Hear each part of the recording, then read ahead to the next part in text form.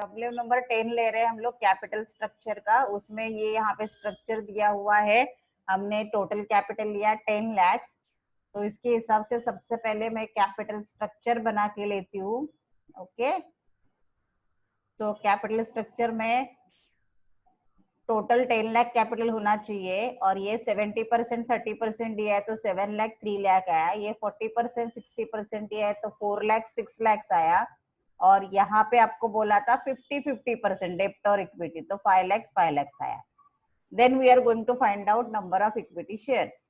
Number of equity shares कैसे आएगा? Amount of equity कितना है? 3 lakh divided by face value 100, तो नंबर ऑफ इक्विटी शेयर्स हो गए 3000। देन यहाँ पे प्लान 2 में 6 lakhs divided by face value, number of equity shares will be 6000. Okay, plan 3 में 5 lakh divided by 100, that is number of equity shares will be 5000. Fine, यहाँ पे तो ठीक था। अभी क्या करना है देखो आपको,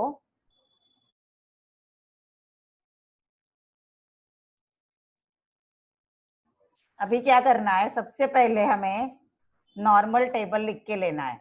okay,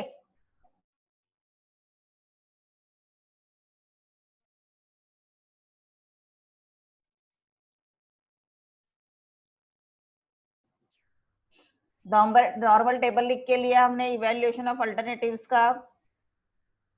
EBIT less interest equal to EBT, less tax equal to EAT, less preference dividend equal to amount available to equity share holders, EPS equal to amount available to equity share holders divided by number of shares and PE ratio equal to MPS upon EPS।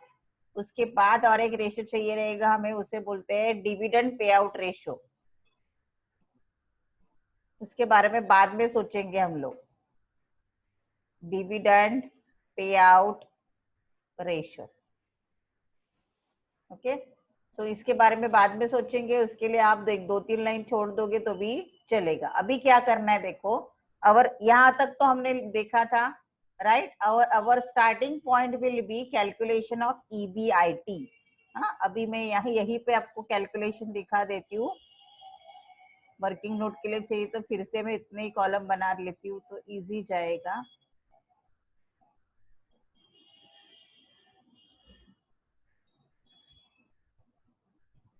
This is for our working note. Main table से ये हटके बनाएंगे हम लोग। सबसे पहले आपको दिया है देखो, सेल्स दिया है 10 लाख और वेरिएबल कॉस्ट दिया है 7 लाख। अभी ये हम लोग थोड़ा नया सीख रहे हैं।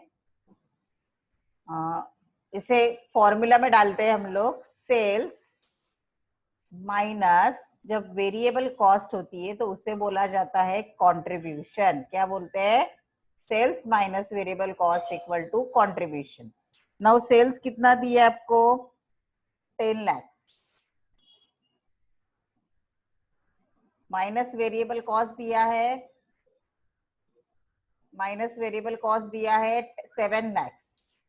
So what will be your contribution? ये नया फॉर्मूला सिखाया मैंने आपको अभी। हाँ, 3 लाख। अभी लीवरेजेस में उन्होंने डिग्री ऑफ ऑपरेटिंग लीवरेज, ये भी हमें एक नया फॉर्मूला देखना है। Degree of operating leverage equal to EBIT upon contribution upon EBIT. The formula will be contribution divided by EBIT. Okay. Now degree of operating leverage कितना दिया आपको? 1.5. Okay. So 1.5 equal to contribution हमें मालूम है कितना है, 3 लाख डिवाइडेड बाय EBIT कितना दिया आपको मालूम नहीं, वही कैलकुलेट करना है ना। ओके, तो अभी बाय द रूल ऑफ अभी इसको कैलकुलेट कर सकते हैं क्या आपको? कंट्रीब्यूशन अपॉन EBIT है ना। अभी इसको कैलकुलेट करोगे तो कितना आएगा? EBIT इधर चला जाएगा, 1.5 इधर चला आएगा, तो आपको कैसे कैलकुलेट करना है? Therefore EBIT equal to EBIT equal to 3 lakhs divided by 1.5. So that is equal to EBIT equal to 3 lakhs divided by 1.5. करो कितना आता है, कैलकुलेट करके देखो. 3 lakhs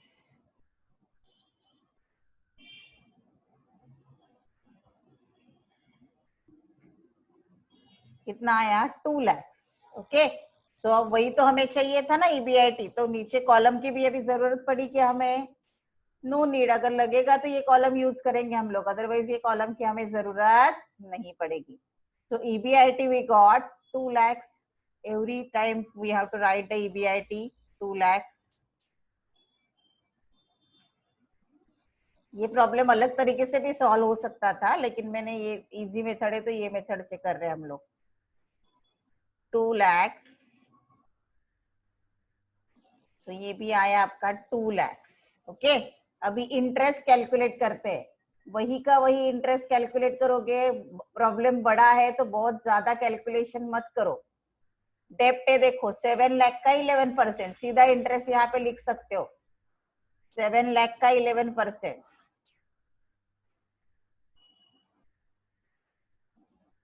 77,000. कैलकुलेट करके देखो. देन 4 लाख का 11%,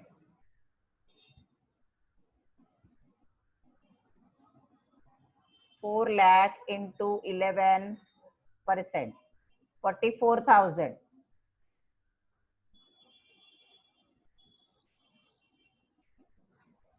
देन 2 lakh हाँ बराबर है. देन तीसरा है 5 lakhs है ना, 5 lakh का 11%,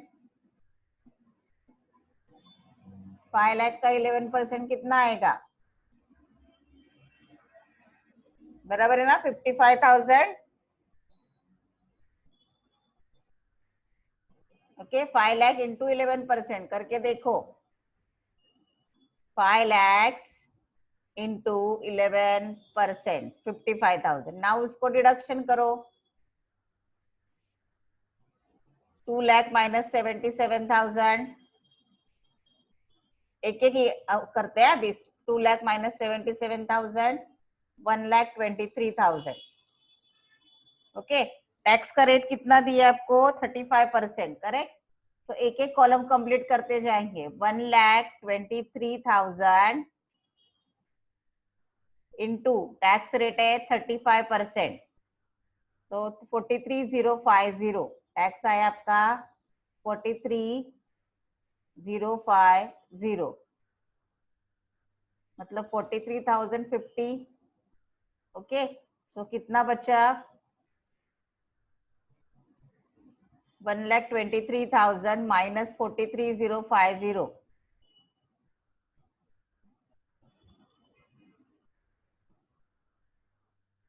79,750. एक बार चेक कर लो, चेक करो एक बार अपने अपने बुक्स में. 1,23,000 माइनस 43,050, 79,007. प्रेफरेंस डिविडेंड का सवाल ही नहीं, तो ये डैश आया. सो अमाउंट अवेलेबल आया 79,750. ओके, अभी ईपीएस निकालो. 79,750 divided by number of equity shares कितने यहाँ पे, 3,000. That is equal to, calculate करो. 79,750 divided by number of equity shares 3,000, that is equal to 26.58. Right, EPS कितना है आपका, 26.583333 आया ना समथिंग. तो 26.58. अभी पी रेशियो का फॉर्मूला क्या है, MPS upon EPS. Right, point पे डिफरेंस चलेगा. टेक्स्ट बुक में नीचे आंसर दिया है ना. अच्छा 950 है क्या,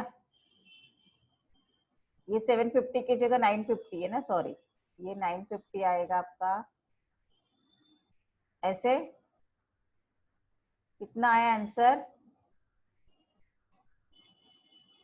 79,950. Okay, your answer will be 79,950. Wrong हो गया टोटल क्या?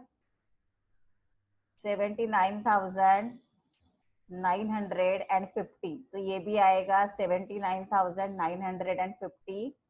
So your answer will be differ 79,950 divided by 3,000. So your answer will be 26.65.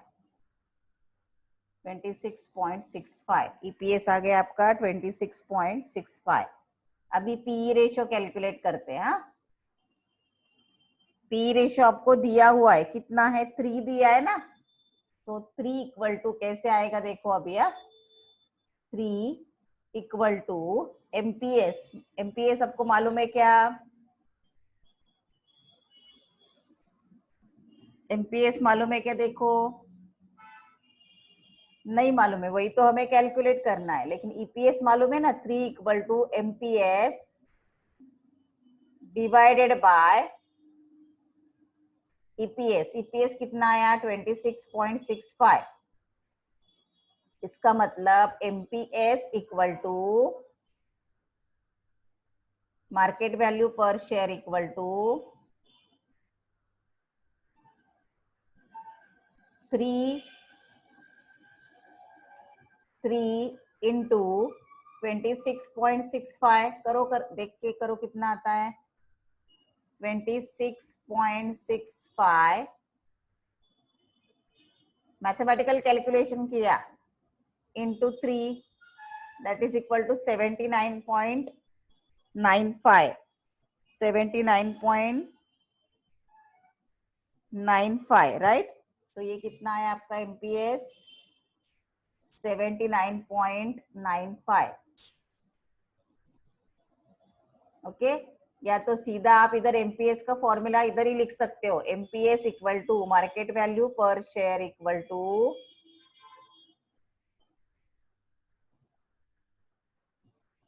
EPS into PE ratio. EPS into PE ratio. ऐसे लिख के डायरेक्टली करोगे तो भी चलेगा, पहले वाले सम्स में हमने किया था वैसे. तो ये मिला आपको. अभी only remaining is what? Only what remaining? DPS dividend per share calculate करना है अपने को. वो छोड़ के तो बाकी सब आपको आ जाएगा. करेक्ट. तो ये सब कॉलम्स हम लोग कंप्लीट कर लेते हैं. अभी लास्ट में क्या बचा? डिविडेंड पर शेयर निकालना है अपने को. तो डिविडेंड पर शेयर कैसे निकालेंगे? पहले ओरल कैलकुलेशन कर लेते हैं. देखो हम लोग, amount available to equity shares कितना है? 79,950. Correct. Divided by market value हमने अभी निकाला, कितना है? 70. कितना है देखो, डिविडेंड निकाल रहे ना हम लोग. मार्केट वैल्यू कितना दिया आपको? डिविडेंड पे आउट रेशियो कितना आता है देखो. क्या बोला है? डिविडेंड पर शेयर पूछा है ना. DPS अपॉन इसका फॉर्मूला क्या आता है बोलो? डिविडेंड पे आउट रेशियो का फॉर्मूला. डिविडेंड पर शेयर निकालना है हमें, उसके लिए डिविडेंड पे आउट रेशियो का फॉर्मूला चाहिए मुझे. मैनेजमेंट अकाउंटिंग में सीखा था हमने. ठीक है, वो उसे साइड में रख के बाकी इतना तो कंप्लीट कर लेते हम लोग. चलो जल्दी से कंप्लीट करो और मुझे बोलो क्या क्या आएगा अभी इधर. 2 लाख में से 44,000 गया. 2 मिनट दे रही हो आपको. ये 2 कॉलम कंप्लीट, एक आगे का कॉलम कंप्लीट करो. इतना लिख के लो, पहले सॉल्व कर लेते. तो 2,45,000, 2 लाख में से 45 गया. कोई एक जन बोलो मुझे कितना आया? 1,56,000. 1,56,000. Okay, next. उसका 35% टैक्स बोला है ना, टैक्स का रेट दिया है आपको 35%. कितना आया 1,56,000 का 35? 54,600. 54,600. Next, EAT 1 lakh 1,400. 1,400. 1,01,400. ये कुछ नहीं है, राइट? फिर आपको बचा अगेन 1,01,400. फिर यहाँ पे आएगा आपका 1,01,400 divided by number of shares कितने हैं? 6,000. करेक्ट? नंबर ऑफ शेयर्स है 6,000. अभी कितना बचा? 16.9. 16.9. 16.9 आया है क्या? देखो बुक में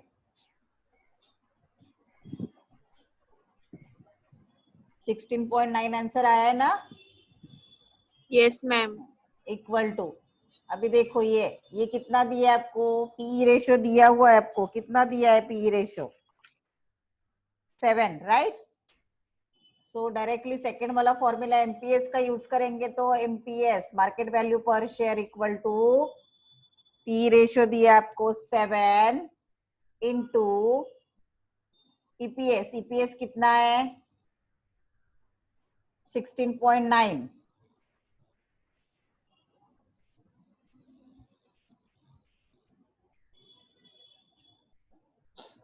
ईपीएस दिया है 16.9.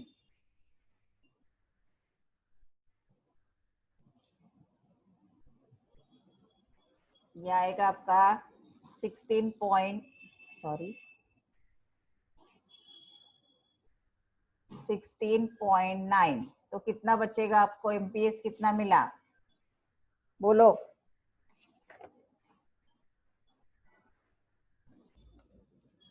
कितना आएगा आंसर? 118.3. कितना? 118. 118.3 आया ना? आया क्या बराबर आंसर? एमपीएस निकालना था हम लोग को. 118.3 आया आंसर बराबर 18.3. अभी ये करो.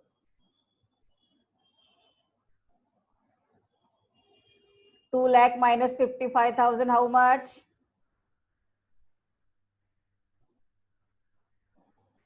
2 lakh minus 55,000 1,45,000. ओके, उसके ऊपर 35% 50,750. फिर माइनस करके कितना बचा? 94,250. 94,250. तो यहाँ पे आएगा आपका 94,250. ओके, ये कुछ नहीं है तो ये भी आएगा आपका 94,250. करेक्ट? फिर यहाँ पे अभी करो 94,250 divided by number of shares कितने? यहाँ पे 5,000 है ना? So what will be your answer? 18.85.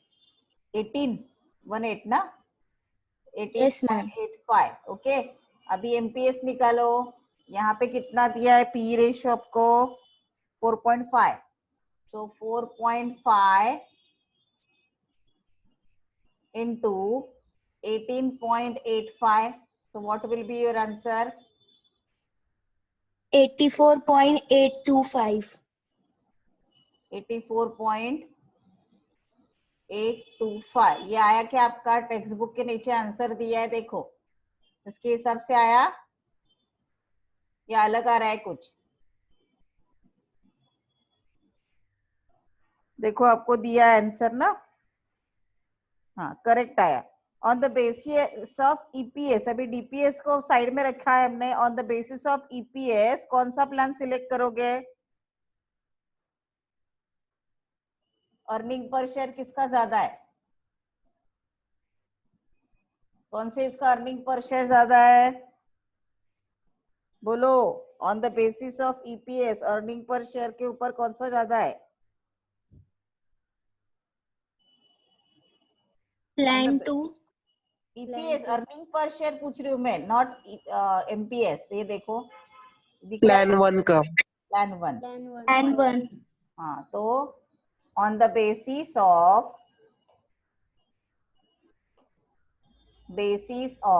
EPS, plan 1 will be selected with high EPS.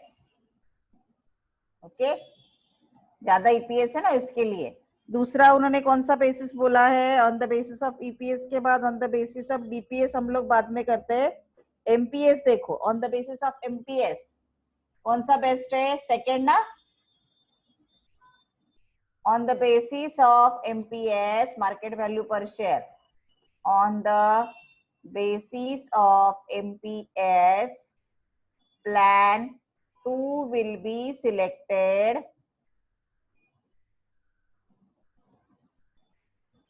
with high MPS value. Okay, ये समझ में आया? क्या किया हमने?